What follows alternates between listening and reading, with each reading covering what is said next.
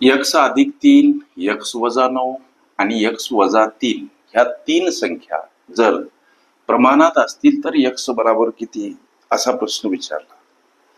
लक्ष द्या. हा प्रश्न सोडवण्यासाठी लेकरांनो जर का काही गोष्टी लेकरांनो लक्ष द्या. जर का इथं वाटल्यास मांडतो, जर ए बी आणि सी हे जेव्हा प्रमाणात असतात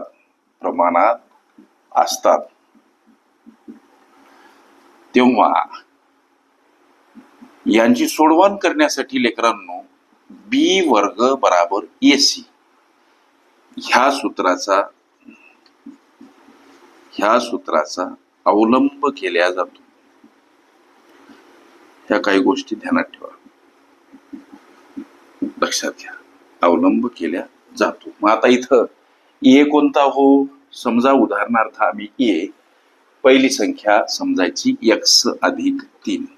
आमच्या या सूत्रातील बी कोणता हो, तर मध्यस्थानी असलेली कंसातील एक्स वजा 9.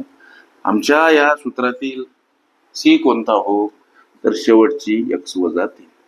मग या सूत्रानुरूप विस्तार जर करायचा म्हटलं, जसं की बी वर्ग बराबर एसी गुणिला आहेत एसी परस्परांना. बी वर्ग म्हणजे बी संख्या कोणती आहे आमची, तर एक्स वजा 9. मग बीच्या ठिकाणी ती मांडा एक्स वजा 9, मात्र हिचा करायचा वर्ग. बीचा वर्ग म्हणजे बी संख्या आहे आमची एक्स वजा 9. बीचा वर्ग म्हणजे या एक्स वजा 9चा वर्ग. आता ए कोणता आहे, ए आणि सी गुणिला स्वरूपात. ए एक्स अधिक 3 आहे, याला गुणिला सी म्हणजे आमची एक्स वजा 3. तुम्हाला गोष्टी लक्षात येत असाव्या. आता याचं निरूपण असं, जर समजा ए वजा बी आणि कंसाचा वर्ग असतो तेव्हा ए वर्ग वजा 2ab अधिक बी वर्ग हा सूत्रविस्तार. याप्रमाणे याची सोडवण लक्ष द्या. करायची कशी, याला इकडे घेतो, आमचं गणित व्यवस्थित बसावं म्हणून. एक्स वर्ग वजा 2 गुणिला एक्स गुणिला 9. आमच्या सूत्रातील ए म्हणजे एक्स आहे, इथं जसं ए वर्ग झाला एक्स वर्ग.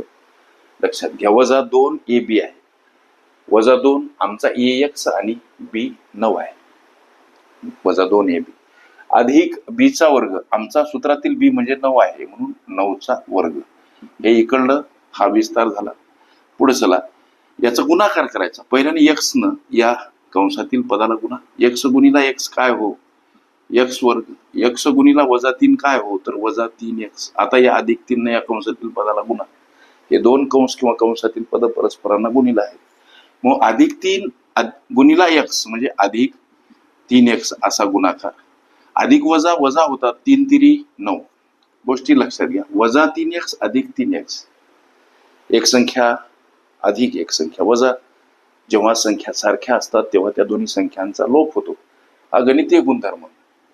आता एक्स वर्ग वजा 2 गुणिला 9, 9 दोन्ही 18, त्याच्यासोबत एक्स गुणिला म्हणजे वजा 18x. लक्षात घ्या. अधिक 9चा वर्ग 81. इकडं काय उरलं, एक्स वर्ग आणि वजा 9 उरले. लेकरांनो गोष्टी लक्षात घ्या. या एक्स वर्गकडे हे एक्स वर्ग येताना वजा स्वरूपात, म्हणजे एक्स वर्ग का मांडायचे वजा स्वरूपात. संख्या परस्पर विरुद्ध बाजूने जाताना एखाद्या पदासोबत अधिक असेल, वजा वजा असेल, अधिक गुणिला असेल, भागीला भागीला असेल, गुणिला अंशस्थानी असेल, छेदस्थानी असेल, अंशस्थानी मांडावी लागते. हे अधिक आहेत, इकडे येताना वजा होतात. आता त्याच्यासोबत हे वजा 18x मांडू.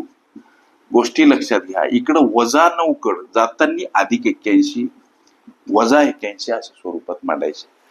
लेकरांनो इथं एक्स वर्ग खलास. दोन्ही संख्या पद किंवा वर्गपद जर का सारख्या असतात, त्यातलं एक जर अधिक आणि वजा असेल तर, उदाहरणार्थ हे एक्स वर्ग अधिक आहे, हे एक्स वर्ग वजा आहे.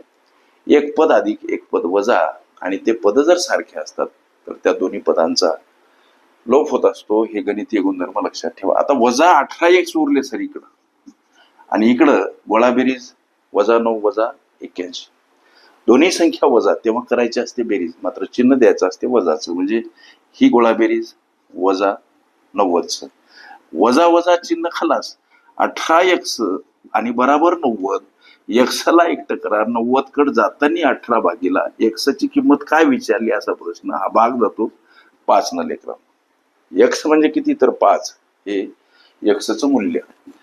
ओके, तुमच्या प्रश्नाचं उत्तर 5. ओके. समचलन व्यस्त चलन ह्या माझ्या प्लेलिस्ट अवश्य बघा. त्यामध्ये विविध स्पर्धकांनी विविध अंकांनी विचारल्या संभाव्य अशा असंख्य प्रश्नांचा सराव तुम्हाला करता येईल.